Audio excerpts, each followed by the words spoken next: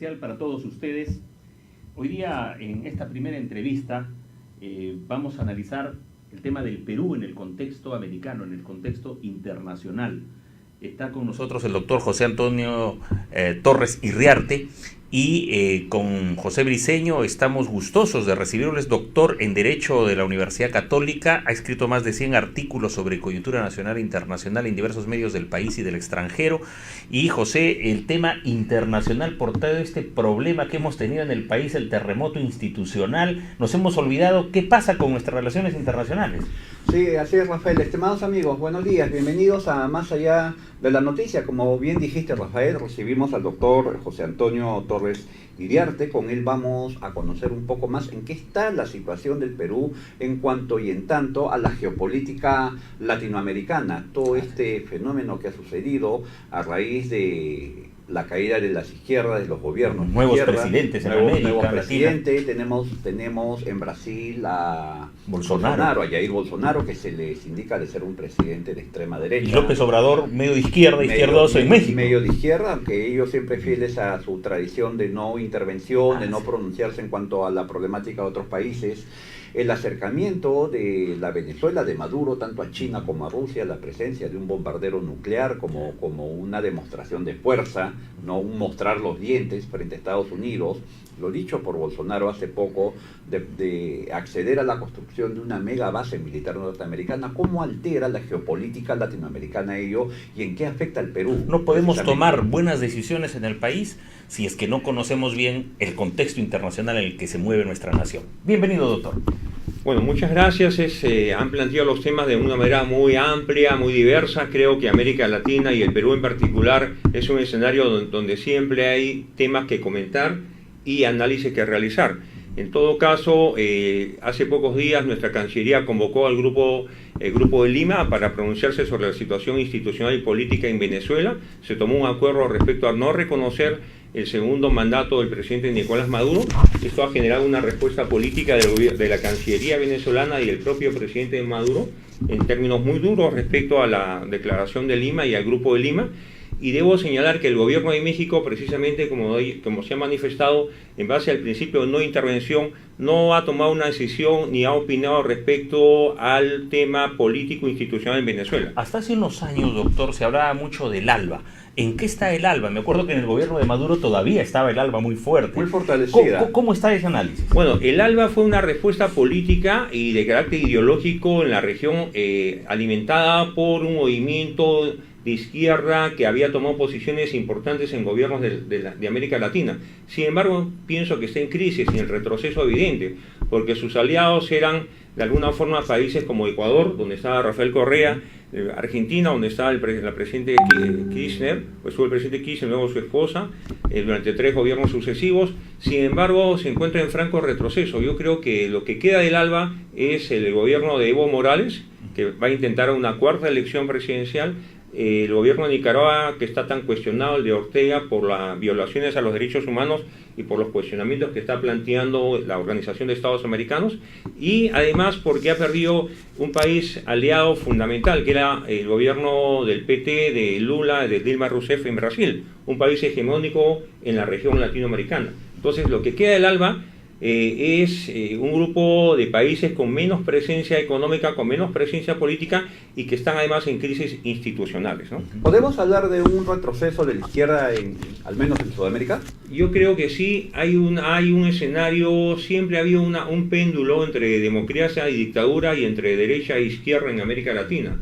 Gobiernos progresistas de izquierda y gobiernos más conservadores o centristas es pendular, ¿no? En América Latina. Siempre ha sido pendular. La institucionalidad en América Latina, desde que se recuperó progresivamente la democracia en los años 80, ha sido pendular manifiestamente, ¿no? No, claro. Hay una situación, digamos, el hermano mayor de América, Estados Unidos. Donald Trump acaba de señalar y pedir $5.700 millones para construir el muro. Como que todavía su decisión del muro, y él ya tiene buen tiempo en el gobierno, insiste en la construcción del muro. En eso.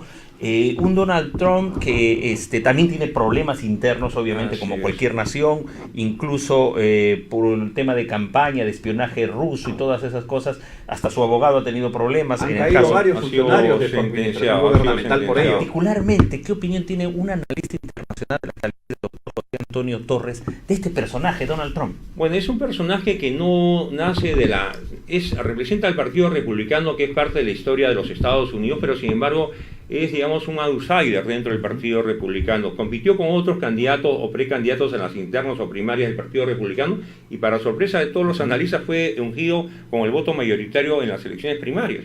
Yo no tengo una opinión favorable respecto a su protagonismo político, a sus decisiones políticas, a sus conceptos políticos y su estilo de hacer política, confrontacional, ¿no? Confrontacional. Duro, áspero. Anoche todas las cadenas norteamericanas transmitieron en directo desde el despacho de la oficina oval de la Casa Blanca un mensaje a la nación del presidente Trump respecto al muro, porque en este momento hay un cese hay una crisis en el gasto público del gobierno federal de los Estados Unidos. Incluso se ha paralizado la actividad pública en los Estados Unidos. Están impagos miles y cientos de miles de trabajadores del sector público del gobierno federal de los Estados Unidos, y ha entrado en una etapa de negociación. El presidente Trump dice anoche: conversemos, le dice a los miembros del Partido Demócrata, que son mayoría en la Cámara de Representantes, en la que ha Cámara asumido recién la semana pasada, porque las elecciones complementarias fueron en noviembre y la mayoría ha asumido cargos de representación la semana pasada. Entonces pide conversar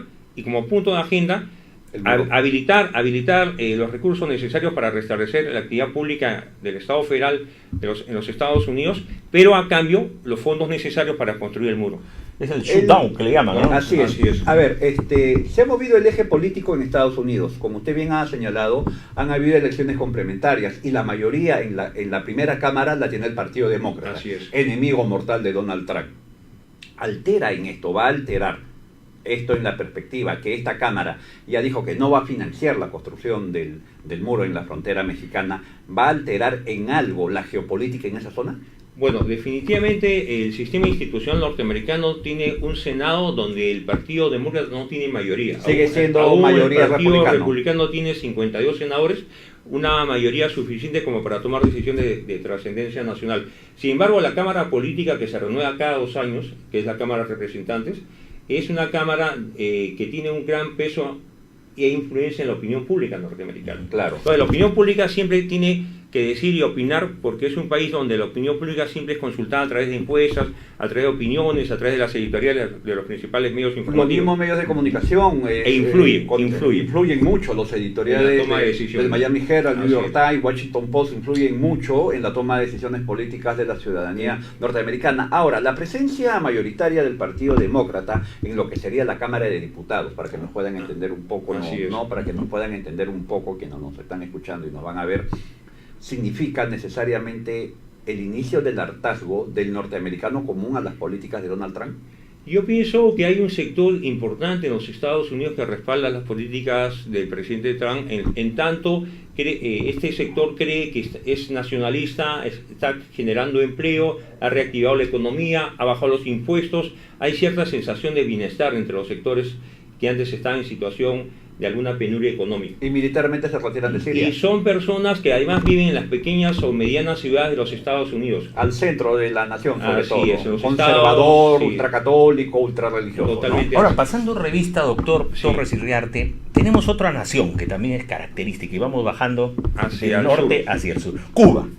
Cuba ya no está en los Castro, pero el sistema está intacto del establishment comunista, ¿no? Se mantiene. Creo que el presidente Díaz es ahora, ¿no? Pero es un hombre de 56 años formado en el Partido Comunista, líder, digamos, de una ala de renovación política, pero lo que puede uno opinar respecto a Cuba es que el modelo económico no se va a alterar sustancialmente y que el modelo institucional tal vez se hagan algunas modificaciones con la reforma de la Constitución cubana, y que mientras que viva un Castro, porque aún el presidente Raúl aún vive, influye, ¿no? En mi concepto personal, creo que el cambio político en Cuba, si uno es razonable en sus expectativas, se va a dar con la muerte de Raúl Castro. La gente mucho ha visto, pues, habló del bloqueo tantas décadas, pero muchas personas que han estado metidas en el tema que hemos vivido y seguimos viviendo, de Vizcarra y la confrontación con el sector público, se olvidó. ¿Hay bloqueo o no hay bloqueo en Cuba? ¿Continúa o no continúa? Bueno, el bloqueo económico, el bloqueo comercial se da todavía. El presidente Obama hizo esfuerzos, incluso estableció una embajada norteamericana en La Habana, ¿no? Hay relaciones diplomáticas, se ha reincorporado Cuba al seno de la Organización de Estados Americanos.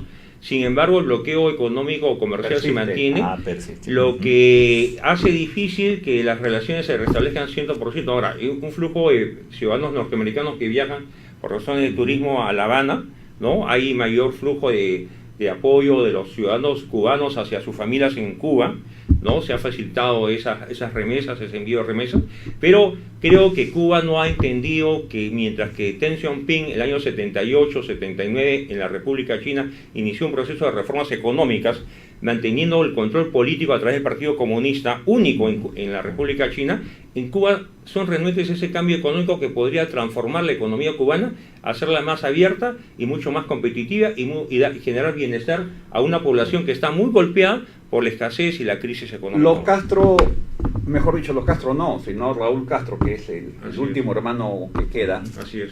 No garantiza ese cambio, no garantiza que se inicie una primavera en Cuba en la que poco a poco, según lo que usted nos comentó y lo que es muy cierto, el modelo chino se comenzó un viraje del concepto de la ideología económica china para comenzar a occidentalizarla, que ha terminado, después de muchos años, en erigir a China como una de las más grandes potencias militares, políticas, ¿no?, del orbe. Mientras Raúl Castro siga vivo, no se avisora una primavera en cuanto al manejo económico. Yo estoy seguro de eso. Yo incluso en una conferencia manifesté que Mao Zedong muere en el año 76, tiene un sepelio multitudinario, así es, ¿no? El país lo llora, pero unos años después se inician los cambios políticos e ideológicos en el modelo, en el Partido Comunista se comienza chino. a negar mucho. Incluso hay una pugna, ¿no?, entre la Cuatringa, el grupo La Viuda de Mao y un grupo de seguidores enfrentados a Deng Xiaoping, que para ellos eran un revisionista, un traidor. Pero los hechos han demostrado, después de 40 años de reformas, que el camino que tomó Deng Xiaoping fue el correcto, porque China ha reducido sustancialmente la pobreza, ha generado bienestar, es ahora ya no un país en extrema pobreza. Hasta llega a la luna, al lado oculto de la luna.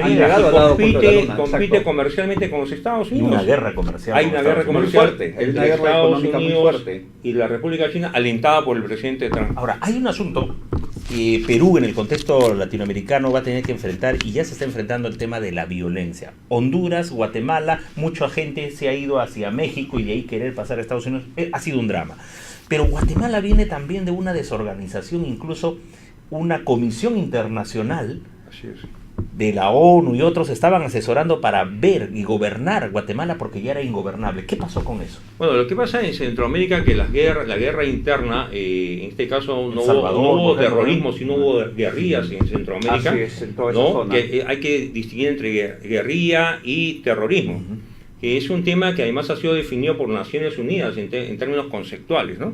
En todo caso, el proceso de guerrillas que se dio en los 80, que abarcó Guatemala, El Salvador sobre todo, donde luego se hizo un proceso de paz y de reconciliación, ha devenido ahora una violencia a través de los maras, a través de digamos, los jóvenes que toman... Ayer capturaron un mar en el Callao, que se hace llamar de una banda de los maras. Claro. Mira cómo llega. Entonces, cosas, ¿no? La violencia en las ciudades de estos países centroamericanos está en alza. Y eso, entre otras razones, y la pobreza ha generado que haya esta caravana de inmigrantes, ¿no?, que se ha organizado con mayor o menor medida con apoyo de terceros para llegar a un objetivo, los Estados Unidos. Ahora, creo que el camino de Centroamérica debe ser el camino de la concertación de varios países en apoyo de Centroamérica, porque son aún estados no viables en cuanto sus recursos no son suficientes para impulsar su propio desarrollo.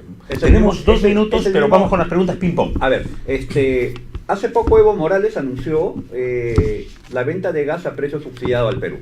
Y el presidente regional de Puno, Walter Adubiri, salió a, disculpe que lo plantee así, a aplaudir esa medida. ¿En qué va a alterar?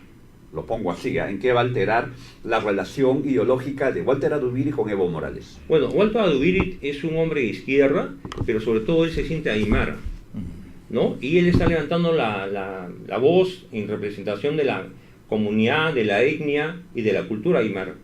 Y piensa que Bolivia es el espacio natural de los aymaras, ¿no? En todo caso, hay digamos, un reto del gobierno nacional del Perú para poder contemporizar estas acciones del señor Adubiri, que como presidente regional, como gobernador regional, tiene que entender que Perú es un país unitario y las decisiones de gobierno se toman en función del gobierno nacional. Recordemos Y las competencias regionales son limitadas. Así ¿no? es. Recordemos que hace unos años atrás hubo un presidente regional de Puno, se llamaban así en ese entonces, no recuerdo su nombre, mil disculpas, pero que planteó abiertamente anexar Puno a Bolivia. Claro. Hace poco nomás, ¿Fuentes no fue? Creo que sí. Fuentes. Sí, que planteó anexar Puno a Bolivia. Entonces, bueno, efectivamente, Puno creo que para los estudiosos debe merecer la mayor atención, porque es una comunidad donde hay un desarrollo comercial, un desarrollo de emprendimiento empresarial que se manifiesta en algunas ciudades de la región. Sin embargo, hay un concepto de cultura aymara que está muy arraigado. Quienes han votado por el señor Adubiri, que además tenían procesos penales abiertos, ¿no? Que la Corte Suprema lo absolvió definitivamente, son personas que tienen el concepto de la cultura por encima de la política. Incluso hay sectores políticos que de la línea política del señor Adubiri han votado por él por un tema étnico, cultural. Doctor, nos ha ganado el tiempo, José. Caramba, tenemos que sacarle jugo al conocimiento del doctor. Vamos a tener que convocarlo. Encantado. Pero quería dejar una postilla y de repente una pregunta final de José, muy breve de respuesta. Estados Unidos le dio apoyo a Colombia contra las drogas, no a Perú. Pero parece que esto en Colombia todavía persiste y el mundo de las drogas sigue causando violencia. Un análisis Perú-Colombia en ese tema. Bueno, el Plan Colombia tuvo un financiamiento norteamericano con el propósito de tener a Colombia como un aliado estratégico en la lucha contra las drogas. Ahora, creo que Estados Unidos es consciente que Perú y Bolivia son países productores, pero que la gran comercialización se hace a través de Colombia. Entonces, por eso el matiz en la política norteamericana. Nunca hemos sido capaces de lograr fondos importantes o significativos como cooperación de parte de los Estados Unidos en el tema de las drogas. Y pregunta final, José. Nicolás Maduro ha variado su eje de alianza hacia Rusia, ¿no? Entonces, hace poco hemos visto una imagen de un bombardero nuclear ruso estacionado, bueno, y sobrevolando cielo venezolano. Y Jair Bolsonaro hace poco declaró de que están evaluando la construcción de una mega base militar norteamericana. ¿Cómo nos afecta a ello? Bueno, Bolsonaro recién se ha instalado, el presidente Jair Bolsonaro recién se ha instalado en el gobierno la semana pasada. Creo que él va a tener como aliados militares a los Estados Unidos, a Israel, ¿no? Mientras que Venezuela tiene como aliado militar a Rusia, Irán y China.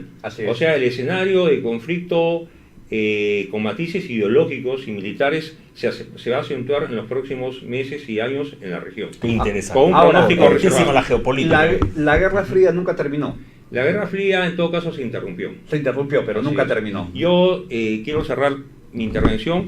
Se habló mucho del fin de las ideas, el fin de las ideologías, el fin de la historia. Fukuyama escribió ese libro. El debe ser de los años 90, ¿no? Que ahora yo puedo afirmar que se equivocó porque las ideas prevalecen, las ideologías aún son parte de la atención de la opinión pública. Lo estamos viviendo. El propio debate nacional en el Perú tiene un matiz ideológico y la confrontación está vigente porque las ideas no han caducado, en todo caso se han renovado y hay que revitalizarlas y manifestarlas. Y hay que analizarlas desde esa perspectiva. Nos ha ilustrado, doctor José Antonio Torres Iriarte, con el tema internacional. Lo vamos a convocar y caramba, qué importante es, amigas y amigos, conocer este análisis geopolítico para que tomemos las decisiones correctas y nuestra nación sepa caminar en un mundo que cada vez por la globalización se reduce. A veces las distancias se acortan más por la tecnología. Así es.